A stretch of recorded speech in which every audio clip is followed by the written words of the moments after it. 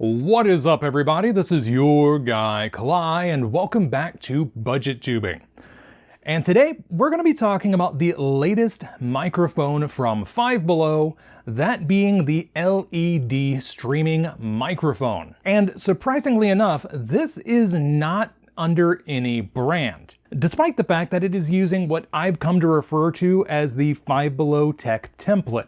And these boxes generally have a brand name up here in the left-hand corner, or at the very least, they have a brand name on the corner opposite of the little blue box. Kinda like the webcam I reviewed a while back from Electronic Necessities, which is not one of Five Below's store brands. And there's also this ring light that I bought a while back and never got around to reviewing, mainly because I put the ring light to work. It's right over there off camera. But it's from Trax, which actually is one of Five Below's brands. But this has no brand on it.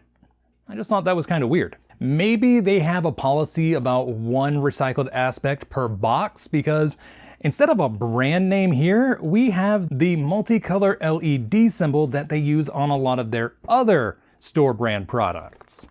One thing I do know, however, is that with this microphone, they kind of did Bugha dirty. Because like I said, this is one of Five Below's own products, not one that they're licensing from another brand.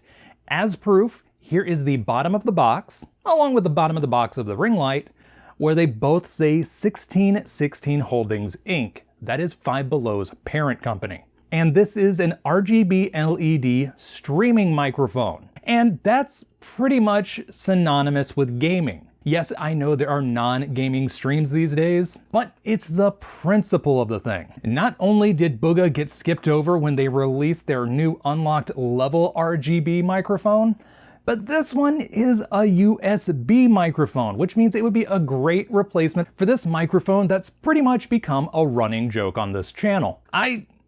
I don't know, maybe the profit margins are so low on this thing because of the quality that they didn't want to pay the licensing fee to Bugha to use his name on it?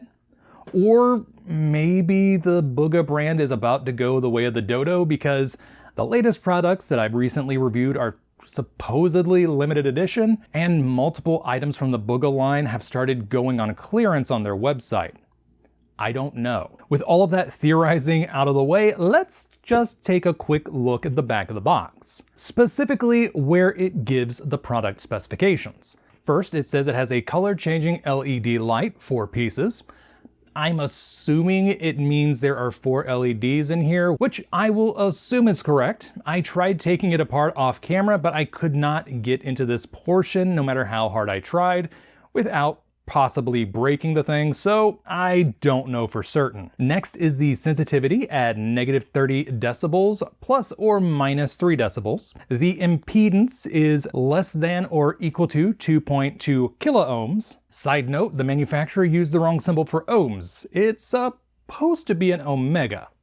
It includes a non-detachable 57-inch or 145 centimeter braided USB data cable. It has an on, off, and mute button. More on that later. It's black, made of ABS, and weighs approximately 0.44 pounds. It has LED color-changing light, a convenient mute button, high-quality sound capture, and an adjustable angle. And here we have the microphone as it comes in the box, all folded up.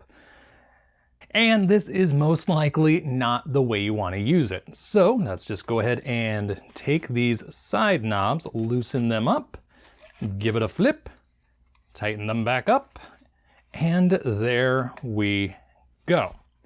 This is more like it. Well, sort of. I don't need the whole thing on camera at the moment. You'll see that later. Instead, I want to talk about these buttons, because there are 2 of them, and I don't know if you can make out all of the text in this lighting.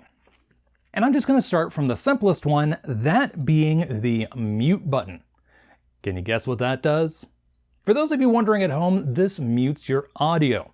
This means that you can have this microphone hooked up to your computer and just turn it off whenever you don't want it capturing audio.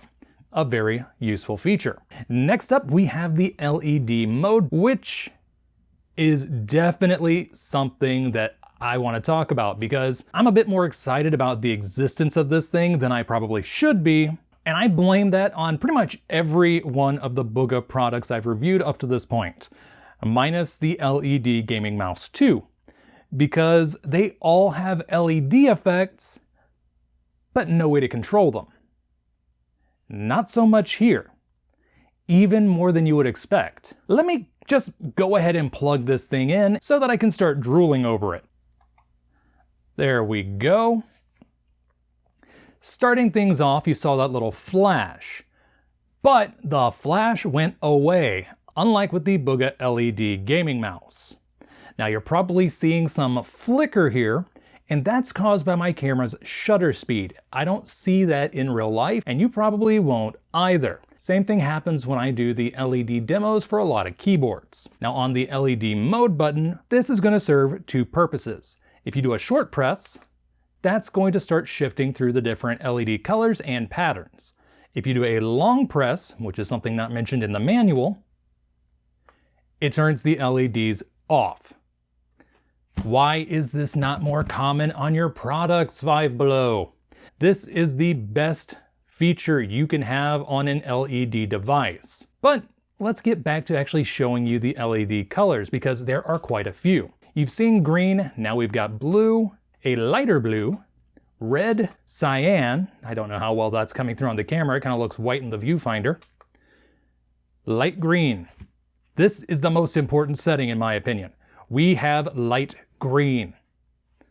But continuing on, this one is closer to white IRL, purple, yellow, and a really nice breathing transition. Let's just let this do a couple colors.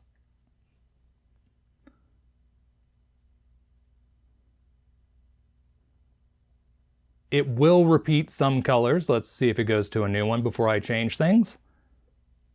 Hey, now we've got red. Continuing on, my least favorite setting on this thing. I complain about strobes all the time. This is no different. A little jarring, but a lot better than that back and forth strobe. And back to solid green. Let's just turn this back off. Oh, and speaking of LEDs, if you hit the mute button, you have an LED that turns on here. And while the creator's heart was in the right place, if you get it even slightly off angle, you can barely, if at all, see it. Good effort though.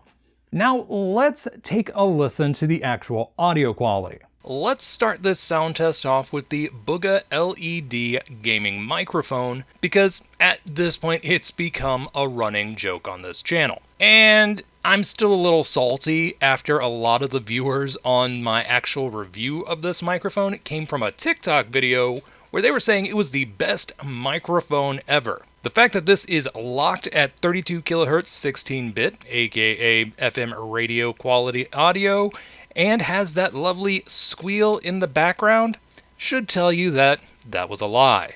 And here I am on the creatively named USB microphone that came out very shortly after the original Bugha LED gaming mic. And while I didn't mention it in that audio sample, I am currently the exact same distance away from the microphone, around 4 or so inches, which is where you get some of the best audio quality if you want to take advantage of the boundary effect, which gets a little bit more bass in your voice, as well as avoid echoing throughout the room and making your audio sound hollow. It's a nice bonus that I'm able to do this comfortably due to the fact that the shock mount included in this kit has a universal connector, and as such I can hook it up to my boom arm. Alternatively, I can also use the adjustable smartphone stand that Five Below sells, which is actually a microphone stand in disguise, and for an extra $5 I end up with a kit that looks like this. Not half bad for 15 bucks.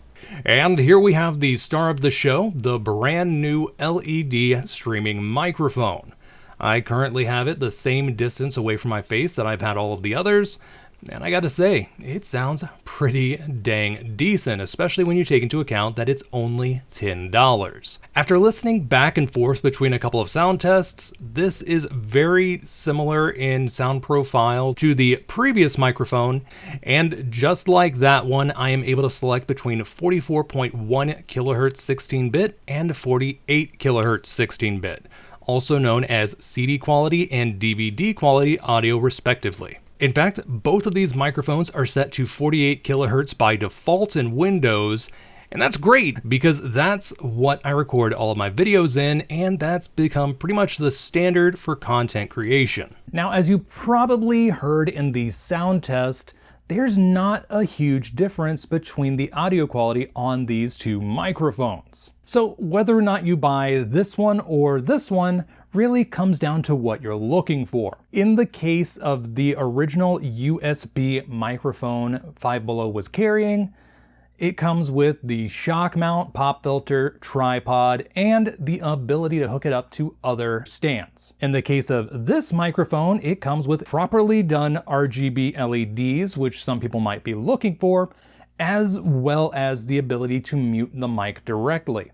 And it does have a really nice stand and profile. Plus, as you probably noticed in the B-roll I inserted during the audio tests, it looks pretty dang good on camera too, despite the fact that it's made of plastic instead of metal. One other thing that you probably can't see on camera is the fact that the white portion of the microphone that's used to diffuse the LEDs is actually a 5mm thick piece of foam. And while not as effective as the pop filter in this kit, that foam will help you out when it comes to avoiding what are called plosives. And for those of you wondering what a plosive is, this is a plosive. It's when you puff on the microphone while speaking, especially with certain letter sounds. One last thing I want to point out about these microphones is the way the microphone capsule is oriented when using them. Now, as you saw with this microphone, when it sits in the shock mount, it's set up so that you speak into this end, which makes little to no sense due to the fact that this is a side-graded microphone and the capsule is facing this direction. It really is a side address mic, and they just cobbled together a kit with the wrong parts. That said, it is using an omnidirectional capsule, so it doesn't make that much of a difference, but if this was a proper cardioid microphone, you'd be in trouble. This also uses, as far as I can tell, an omnidirectional capsule, but it is oriented as a side address microphone. So you're not talking into the end cap here, which is good because there are no holes in the plastic there. And that actually makes this a really good starter mic because it's going to train you how to use other mics in the future. Because a good chunk of the mics you're going to see on the market are side address microphones. Like, for example, this Audio-Technica AT2020. If you don't talk into the side here, you're going to sound absolutely terrible because this is a cardioid microphone, not an omnidirectional. That means that it's looking for sound here and will pretty much ignore sound coming from the back, top, bottom, anywhere but the front. Being a condenser microphone, it will definitely still pick them up because holy crap, those things are sensitive, but it will not sound nice. And there you have the new LED streaming microphone from Five Below. A little $10 USB microphone with properly done RGB LEDs. And I gotta say, I absolutely love this thing, especially since it does green. But jokes aside, this is actually quite the steal for the price. You're gonna find similar microphones to this on Amazon and even AliExpress going in the $20+ range. So if you're thinking of starting up YouTube or streaming or anything like that, definitely think about getting this microphone.